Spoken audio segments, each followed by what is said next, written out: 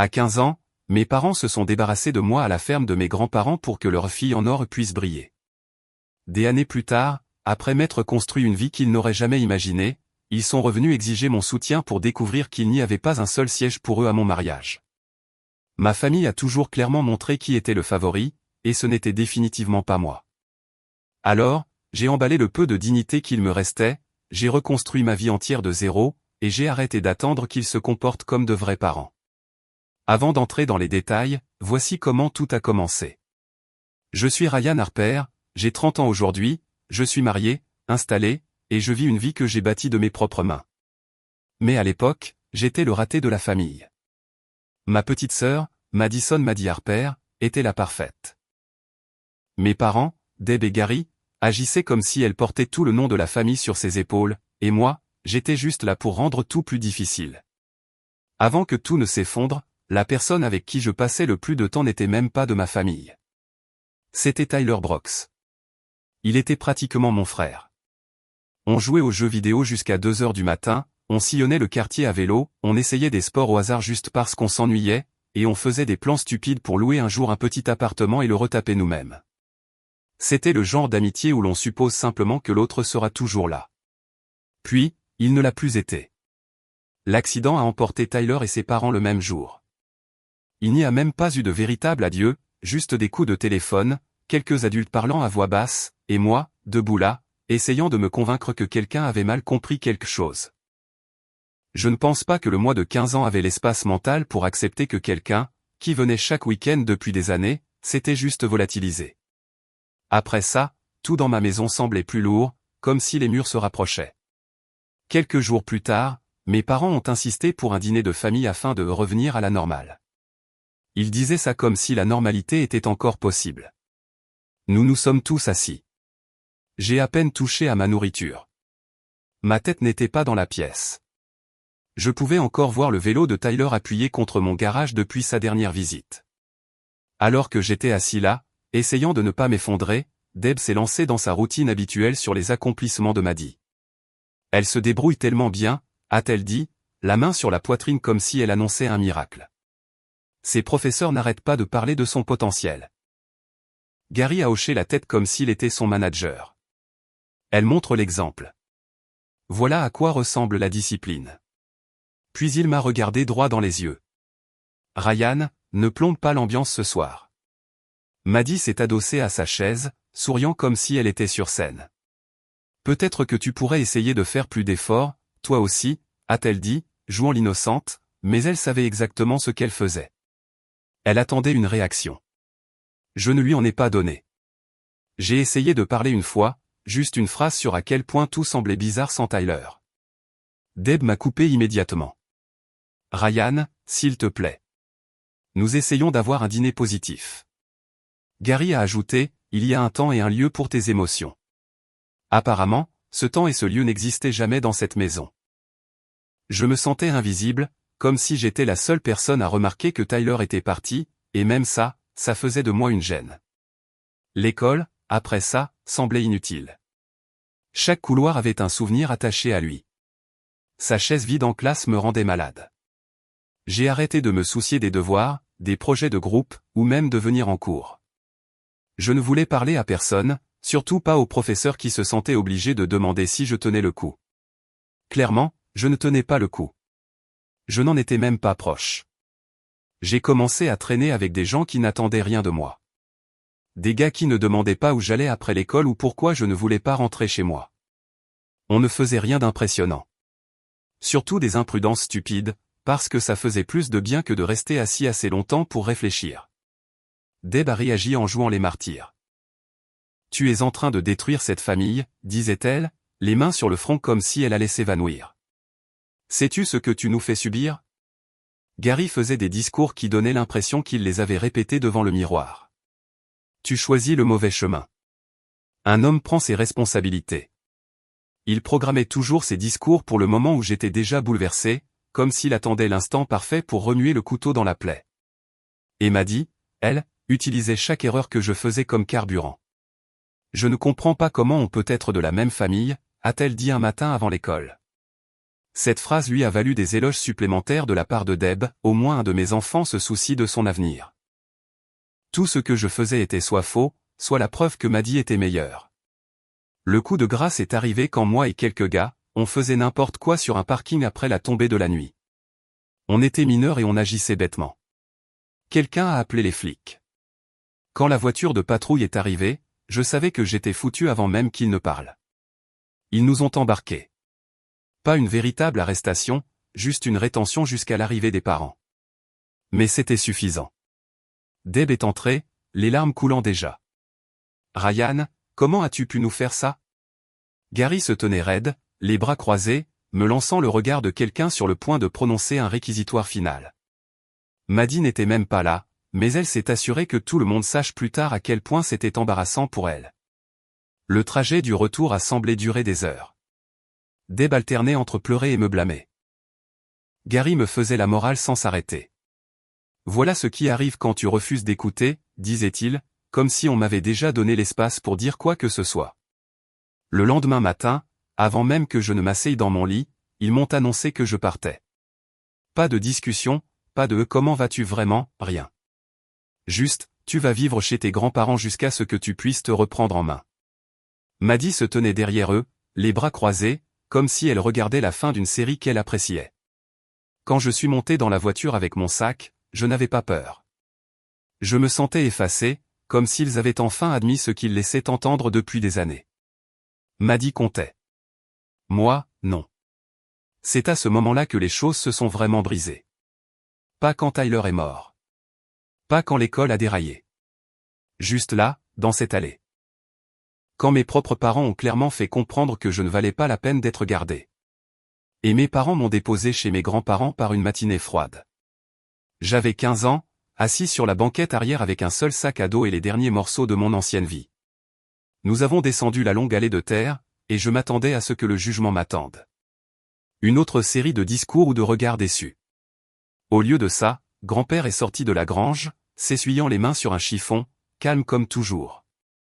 Grand-mère est sortie du porche, souriant déjà comme si j'étais quelqu'un qui lui avait manqué, et non le gamin que mes parents venaient de virer. Grand-père s'est approché directement, a posé une main sur mon épaule et a dit « Tu es chez toi maintenant ». Pas de colère, pas de questions. Grand-mère m'a serré dans ses bras. « Rentre, mon chéri. Tu as l'air épuisé. » Derrière moi, Deb est à peine sortie de la voiture. Elle se tenait avec sa main sur la portière comme si elle risquait de s'évanouir. Gary avait l'air fier de lui, comme s'il avait résolu un problème.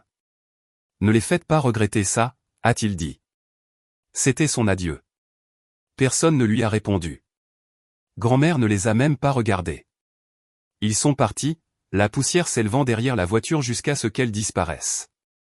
Ce soir-là, j'ai rencontré l'oncle Scott, le frère de Gary. Techniquement, je l'avais rencontré quand j'étais petit, mais les souvenirs étaient flous. Juste quelques fêtes d'anniversaire et un barbecue dont je me souvenais à peine. Il avait déménagé ici il y a longtemps pour aider grand-père et grand-mère à faire tourner la ferme. Mes parents ne parlaient jamais beaucoup de lui, alors le revoir donnait l'impression de rencontrer quelqu'un de nouveau. Il est arrivé du fond de la cour, portant 2 lourds sacs d'aliments pour bétail. Il n'était ni bruyant ni théâtral, juste stable. Il a posé les sacs, m'a fait un signe de tête et a dit « Tu es Ryan, c'est ça ? Tu étais minuscule la dernière fois que je t'ai vu. » J'ai hoché la tête et il m'a tendu la main. « Je suis Scott, ton oncle. » Puis il a dit les 3 choses qui ont donné le ton pour tout ce qui a suivi, « Tu es en sécurité ici. Tu dois te reconstruire. Je ne t'abandonnerai pas, mais tu ne peux pas démolir cette maison. » Il n'a pas élevé la voix ni ne m'a dévisagé. Il a juste exposé tout cela comme de simples instructions. Les premières semaines ont été gênantes. Pas à cause de ce qu'il faisait, mais parce que je ne savais pas comment réagir face à des adultes qui ne me criaient pas dessus et ne me culpabilisaient pas. J'attendais un piège qui n'est jamais venu. Grand-père se levait tôt et s'occupait des corvées comme si de rien n'était. Scott travaillait juste à côté de lui.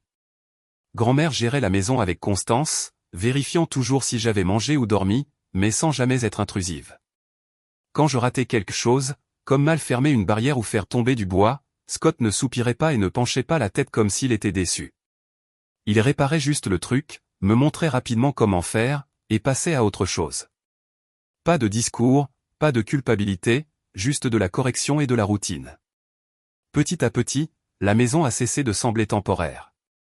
Je faisais les corvées le matin, j'aidais avec les animaux, et je suivais l'école. Personne ne me comparait à Maddy. Personne ne me parlait comme si j'étais un fardeau. Je ne faisais pas confiance à tout ça au début, mais cette stabilité a agi sur moi d'une manière que je n'ai pas remarquée tout de suite. Au moment de mes 17 ans, la vie à la ferme s'était installée dans quelque chose de normal. J'ai terminé le lycée via le district local, je faisais les corvées avant et après les cours, et j'ai réussi tous mes examens. Pas parfaitement, mais assez pour passer sans que personne ne crie à ce sujet. C'est Scott qui a évoqué l'université. L'université locale est à 20 minutes, a-t-il dit. Tu es assez grand. Tu devrais y aller. Ça ne sert à rien de rester assis une fois que tu as fini l'école. Il n'a pas dit ça comme une exigence, juste comme une direction. Grand-père était d'accord. Grand-mère me préparait un déjeuner chaque jour avant le début des cours. C'était la première fois que je franchissais une étape sans me sentir poussé ou comparé à quelqu'un. L'université locale n'était pas grande. Quelques bâtiments, une cafétéria bon marché, des couloirs calmes, mais cela ressemblait à un nouveau départ propre. C'est là que j'ai rencontré Hope. Je l'ai remarqué lors de notre premier semestre, dans une salle de cours bondée où la moitié de la classe était à moitié endormie. Elle prenait de vraies notes, posait des questions, et ne semblait pas dérangée par ce qui l'entourait. Après le cours, elle m'a tenu la porte et a dit « Tu es dans ma section, c'est ça ?» sur ce ton simple et amical qui ne rendait rien gênant. Nous avons fini par nous retrouver dans les mêmes groupes de travail, sortir des mêmes couloirs, partager les mêmes pauses. Nous ne nous sommes pas lancés dans une relation amoureuse tout de suite. Ça a commencé doucement. De petites blagues, des conversations décontractées, étudiées à la même table. Pas de pression, pas de bizarrerie. Elle me parlait comme si je n'étais pas un raté ou un projet de charité, juste un autre étudiant. De retour à la ferme, la vie continuait. Grand-père me montrait de nouvelles tâches à chaque saison. Grand-mère me traitait comme si j'avais toujours été à ma place ici. Scott restait constant, jamais bruyant, jamais dramatique, juste là chaque jour, m'apprenant des choses sans donner l'impression que c'était une leçon. Ces 2 années ont tout changé, et je ne le voyais pas encore totalement. Mais la ferme, Scott, et même la routine silencieuse avaient déjà fait plus pour moi que mes parents n'avaient jamais essayé. Après quelques mois, j'ai appris à soulever avec mes jambes plutôt qu'avec mon dos, à faire des nœuds qui ne se défaisaient pas, à réparer un panneau de clôture sans casser le suivant. La météo ne me faisait plus peur. J'ai commencé à finir les corvées sans que Scott n'ait à repasser derrière moi. C'était nouveau, cette sensation, qu'on me fasse confiance pour ne pas tout gâcher. L'université se déroulait en parallèle de tout ça. Les cours le matin, le travail à la ferme l'après-midi, et Hope devenait une partie régulière de mes journées. On marchait ensemble jusqu'à nos voitures, on comparait à quel point nos profs étaient nuls, ou on s'asseyait à la bibliothèque pour finir des devoirs. Elle ne posait pas de questions sur mon passé. Elle n'agissait pas comme si elle avait besoin de me cerner. Elle aimait juste être avec moi, et c'était suffisant. La vie commençait à sembler équilibrée, jusqu'à ce que Gary débarque. Un après-midi, je suis rentré boire de l'eau et je l'ai trouvé debout dans la cuisine, les bras croisés comme s'il était propriétaire des lieux. Grand-mère restait près de la cuisinière, sans le regarder. Et grand-père était assis à la table avec cette expression qu'il utilisait quand il était à 2 doigts de perdre patience. Gary m'a toisé de haut en bas. « Content de voir que tu vas mieux », a-t-il dit, comme s'il méritait le crédit pour ça. Il s'est tourné vers grand-père. Je pense qu'il est important qu'il comprenne que cette amélioration n'efface pas ce qui s'est passé. Il doit gagner son pardon. Il a dit ça comme s'il faisait un sermon. Il n'a pas demandé comment j'allais ou sur quoi j'avais travaillé. Il est juste entré et est passé directement aux leçons de morale. Puis il a essayé de dire à grand-père et grand-mère comment me gérer. Il a besoin de structure, de règles claires, d'une discipline constante. Vous ne pouvez pas juste le laisser courir partout. C'est comme ça qu'on en est arrivé là. Grand-père a finalement posé sa tasse. Tu n'as pas le droit de nous dire comment gérer quoi que ce soit, a-t-il dit. Tu l'as déposé et tu es parti. Nous l'élèverons comme nous l'entendons. Gary a cligné des yeux comme si quelqu'un l'avait giflé. Je dis ça seulement pour son bien, a-t-il réessayé, glissant dans son ton habituel d'avocat du diable. Quelqu'un doit le tenir responsable. Scott est entré dans la cuisine à ce moment-là et Gary s'est tu un instant. Tiens, regardez qui a décidé de se montrer, a dit Scott en regardant Gary. Salut, a répondu Gary. Cela a instantanément changé l'atmosphère de la pièce. La mâchoire de Gary s'est contractée. Bien, faites-le à votre manière. Il m'a jeté un coup d'œil comme si je l'avais déçu en ne le soutenant pas. Puis il est sorti sans dire au revoir. Je ne lui ai pas couru après. Je n'ai pas dit un mot. Quelques jours plus tard, Deb a appelé grand-mère. Je passais dans le couloir quand j'ai entendu le début. Mon garçon me manque, disait-elle, la voix douce et tremblante. Je pense à lui tous les jours. Ça semblait presque réel jusqu'à ce que grand-mère suggère doucement qu'elle me parle directement. Deb a craqué instantanément. Tu ne comprends pas ce qu'il nous a fait subir, a-t-elle dit. Nous avons tout sacrifié et Maddie a souffert plus que quiconque. Tu ne peux pas imaginer à quel point c'était dur. Son ton a changé si vite que ça n'avait presque aucun sens. Grand-mère n'a pas argumenté. Elle a juste dit, je dois finir le dîner, et a raccroché. J'en avais entendu assez pour savoir que rien n'avait changé. Deb ramenait toujours tout à elle. Gary prétendait toujours savoir ce qui était le mieux depuis une distance confortable, et Maddie était toujours leur centre de gravité. Au lieu de me déranger comme avant, cela a rendu quelque chose plus clair. Je ne retournerai pas là-bas. Je ne le voulais pas. Quel que soit le rôle familial que je tenais autrefois, il avait été remplacé il y a des années, et essayer de le récupérer n'avait plus de sens. À la ferme, j'étais utile. À l'école, je réussissais. Avec Scott et grand-père, j'apprenais. Avec grand-mère, j'étais en sécurité. Et avec Hope, je commençais à me sentir comme quelqu'un qui avait du potentiel, pas quelqu'un qui avait besoin d'être réparé. Plus mes parents essayaient d'intervenir dans ma vie avec de la culpabilité ou des leçons, plus cela me poussait vers les gens qui restaient constants. Je n'ai rien dit de tout cela à haute voix. Pas à ce moment-là, mais je le ressentais. Chaque jour, je me levais, je faisais mon travail, et je continuais à mettre de la distance entre qui j'étais et qui je devenais. Et Hope continuait de se montrer. Pas de drame, pas de tentative de régler mes problèmes, juste une présence stable, de la même manière que la ferme était stable.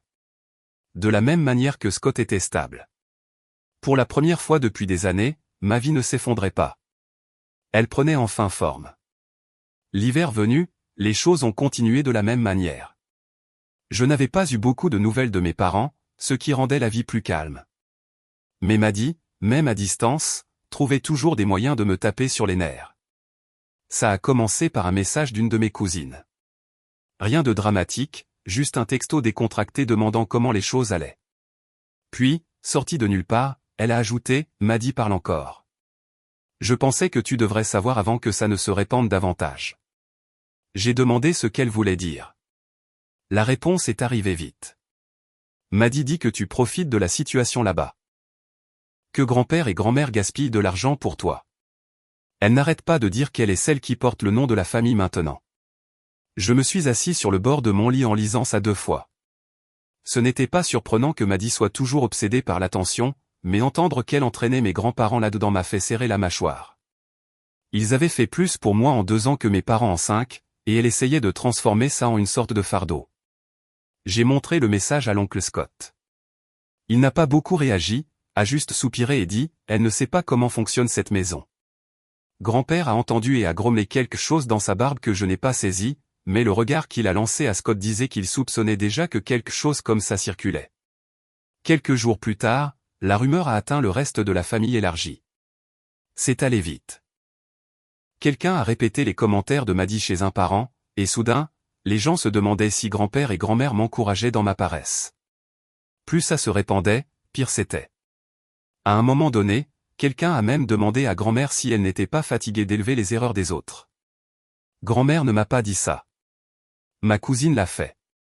Au moment du rassemblement des fêtes, la situation était déjà tendue. Je n'y suis pas allé. Le plan était de rester à la maison, finir les corvées, et éviter de gérer des gens qui me disaient à peine 2 mots jusqu'à ce qu'ils aient une opinion à offrir. Mes grands-pères et grand-mère y sont allés, et d'après ce que j'ai entendu plus tard, tout a dérapé en moins d'1 heure.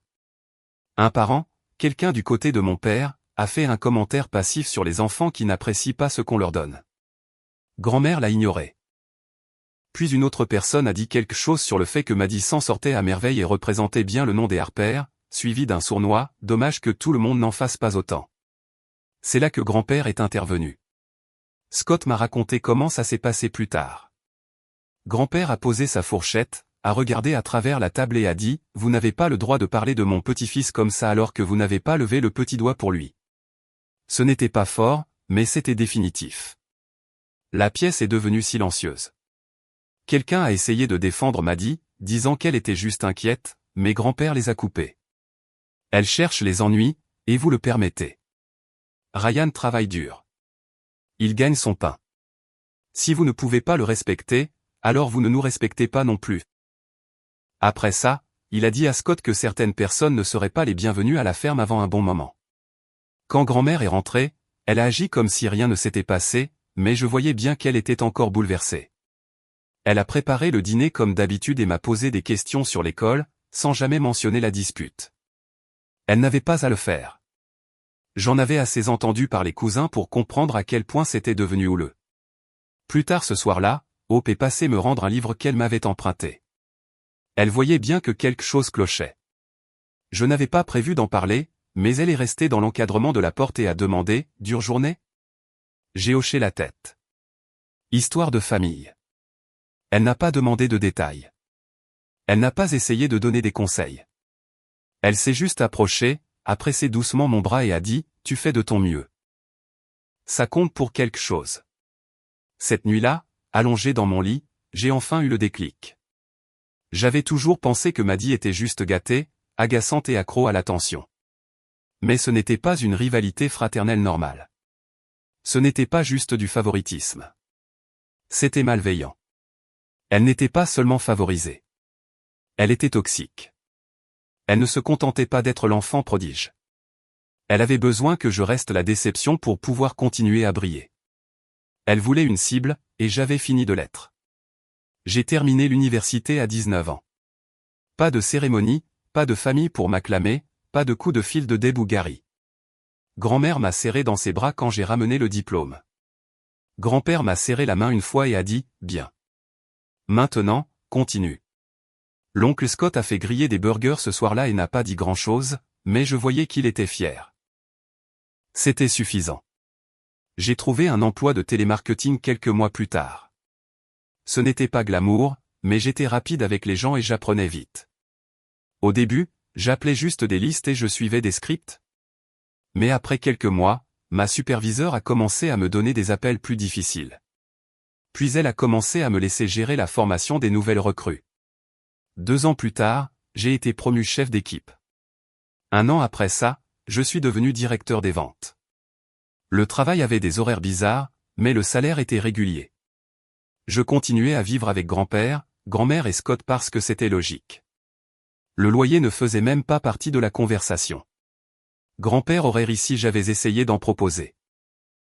Alors à la place, je couvrais les factures où je pouvais, j'achetais les courses, je payais les réparations quand quelque chose cassait, et j'aidais toujours à la ferme dès que je rentrais assez tôt. La vie semblait équilibrée. Travail, ferme, soirée avec Hope, tout dans le même rythme. Puis un printemps, juste au moment où la ferme était la plus active, tout nous est tombé dessus en même temps. Scott s'est blessé le dos en portant mal un sac de nourriture. Je l'ai entendu le laisser tomber et jurer dans sa barbe. Et quand je suis arrivé près de lui, il était voûté, se tenant le côté de la taille comme si quelqu'un l'avait poignardé. Il a essayé de faire comme si de rien n'était, mais grand-père lui a dit de s'asseoir avant d'aggraver les choses. Grand-mère a apporté des poches de glace. Le médecin a dit que c'était une foulure lombaire. Scott avait besoin de repos. De vrai repos. Le problème, c'est que le printemps s'en fichait. Les corvées doublaient. Les animaux avaient besoin d'être nourris avant le lever du soleil. Les clôtures devaient être réparées après les tempêtes. Les factures ne s'arrêtaient pas. Et mon travail ne ralentissait pas non plus. Notre département était en retard ce mois-là et j'étais responsable de faire remonter les chiffres. J'ai commencé à me lever 2 heures plus tôt que d'habitude pour prendre de l'avance sur les tâches de la ferme. Je courais partout pour transporter la nourriture, ramasser les œufs, vérifier la grange, et traîner le matériel à travers la cour, puis je me précipitais à l'intérieur, prenais une douche rapide, m'asseyais avec mon ordinateur portable et commençais mon service. Je travaillais pendant le déjeuner, finissais les appels, fermais l'ordinateur et retournais directement dehors. Dès la première semaine, j'avais l'impression que quelqu'un avait retiré les piles de mon corps. Ma poitrine me faisait mal à force de courir. Mes mains tremblaient d'épuisement, et je commençais à m'endormir assis à la table de la cuisine. Grand-mère me disait de ralentir, et grand-père insistait sur le fait qu'il pouvait gérer, même si je voyais ses articulations se bloquer chaque fois qu'il se penchait. Scott s'excusait constamment, frustré de ne pas pouvoir aider, mais aucun d'eux ne m'a dit d'arrêter.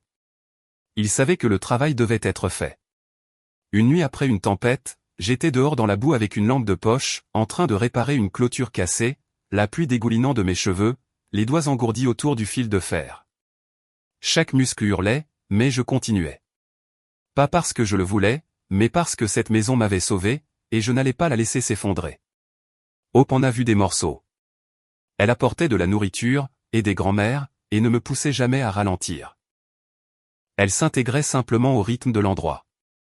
Au milieu de la saison, un cousin m'a envoyé un message vocal depuis une réunion de famille. Quelqu'un avait demandé à Gary comment j'allais, et il a soupiré comme s'il portait le monde sur son dos.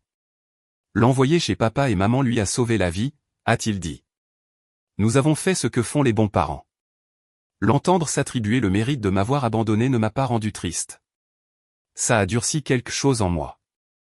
Plus tard, quand Hope m'a trouvé en train de réparer un loquet, elle l'a vu sur mon visage. Elle n'a pas posé de questions indiscrètes. Elle a juste tenu la barrière et a dit, « Tu fais du bon travail. Ils ont de la chance de t'avoir. » Pour la première fois depuis des semaines, une partie de la pression s'est relâchée. Le dos de Scott a guéri. Grand-père a dit qu'il était fier. Grand-mère a préparé mon dîner préféré et Hope est restée constante à travers tout ça. Ce printemps a failli me briser. Mais à la fin, j'ai compris quelque chose d'important. Ma vie ne s'était pas construite en fuyant ce que j'étais avant. Elle s'était construite en étant présent pour les gens qui avaient été présents pour moi. À mes 24 ans, les choses à la ferme tourneront à nouveau. Le dos de Scott était guéri. Grand-mère gardait toujours la maison en mouvement comme une machine bien huilée, et grand-père avait commencé à laisser entendre que je devrais penser à ma prochaine étape, pas déménager, mais construire un avenir qui n'était pas coincé dans les limbes. Un matin, grand-père a glissé un papier plié sur la table. Vente aux enchères à venir, a-t-il dit. Petite parcelle, pas cher si la bonne personne enchérit. Scott s'est penché par-dessus mon épaule pour regarder. Bonne terre, a-t-il dit. Pas parfaite, mais tu pourrais y construire quelque chose. Je savais ce qu'ils essayaient de dire sans le dire. Il était temps pour moi d'avoir quelque chose à moi. J'ai passé la semaine suivante à ne rien faire d'autre que des calculs. Tout ce que j'avais économisé de mon travail de télémarketing, ce n'était pas grand-chose, mais c'était assez pour tenter le coup. Si je gagnais le terrain, je n'aurais plus rien à la banque, mais j'aurais un début, un endroit à moi, une vraie fondation. Grand-père et Scott m'ont accompagné le jour de la vente aux enchères. Hope est venue aussi, se tenant près de moi, mais sans s'imposer. Elle savait à quel point c'était important. La foule n'était pas grande, quelques vieux fermiers, quelques investisseurs, et le propriétaire du terrain, un homme nommé Carson. Il serrait la main des gens, examinait tout le monde comme s'il avait déjà des opinions. Quand les enchères ont commencé, j'ai levé ma carte avec une confiance totale. Je savais que je devrais y mettre tout ce que j'avais. Mais je n'ai pas hésité. J'ai levé ma carte encore et encore jusqu'à ce que le commissaire-priseur abatte son marteau. Adjugé. Hope a serré ma main si fort que j'ai presque oublié de respirer. Sortir de ce bâtiment avec les papiers semblait irréel. Pas parce que j'avais de la chance, mais parce que grand-père et Scott m'avaient soutenu sans cligner des yeux. Ils ont cru en moi quand mes propres parents avaient essayé de tout saboter.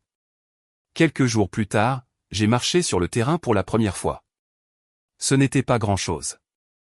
Juste quelques hectares de sol inégal, une vieille ligne de clôture, et une longue étendue d'herbe, mais c'était à moi. J'ai passé des nuits à esquisser des plans pour une petite maison. Rien d'extraordinaire, juste assez d'espace pour vivre sans se sentir à l'étroit. Je n'ai même pas eu une semaine pour m'y installer avant que Maddy ne débarque.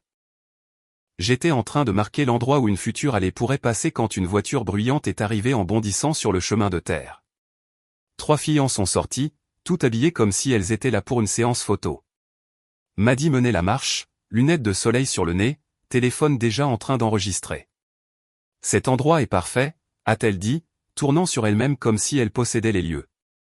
On va faire de super photos. Je me suis mis devant elle. Vous devez partir. Elle a cligné des yeux comme si elle n'avait pas bien entendu. Relax. C'est juste des photos. Tu n'as même pas encore de maison ici. Ça n'a pas d'importance. Ce n'est pas ton lieu de fête, ai-je dit. Elle a ricané. Waouh, tu vas vraiment gâcher ça? Tu devrais être reconnaissant que quelqu'un veuille même venir ici. Ses amis ont ri. Pas moi. Je m'en fiche, ai-je répété. Dégage de mes terres. Elle est retournée à sa voiture en trombe, pleurant faussement assez fort pour être entendue depuis la route. Le temps qu'elle rentre chez elle, elle avait déjà transformé l'histoire. Deb et Gary ont commencé à inonder le téléphone de grand-mère, agissant comme si j'avais attaqué Maddie sans raison. Quelques jours plus tard, Gary est venu voir ses parents. Il m'a coincé près de la grange. Tu dois être plus compréhensif, a-t-il dit. Elle est jeune. Elle ne pensait pas à mal. Elle s'est pointée sans permission, ai-je dit. C'est tout. Gary a secoué la tête. Tu ne peux pas continuer à repousser les gens. Et ce terrain?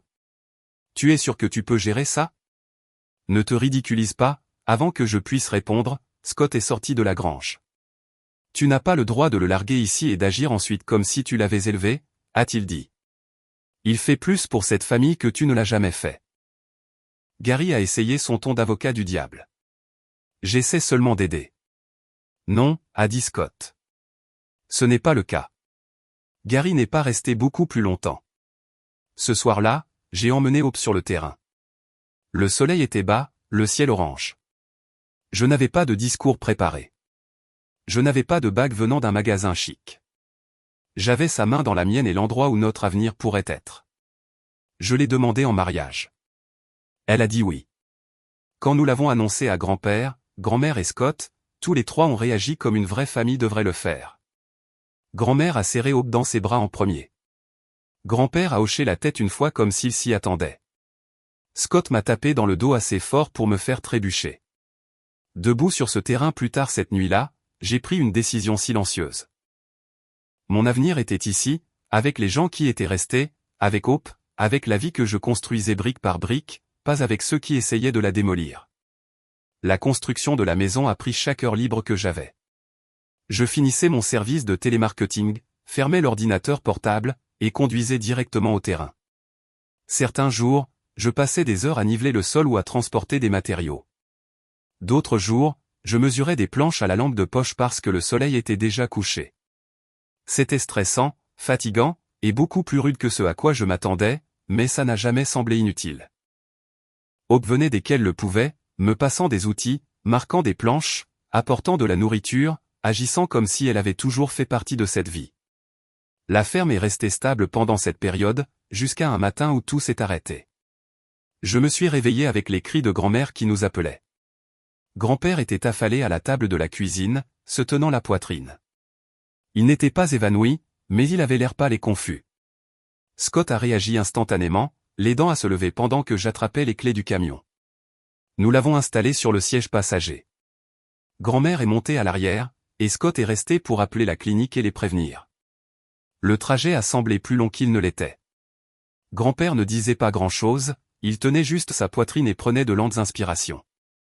À la clinique, ils l'ont précipité à l'intérieur pour des tests.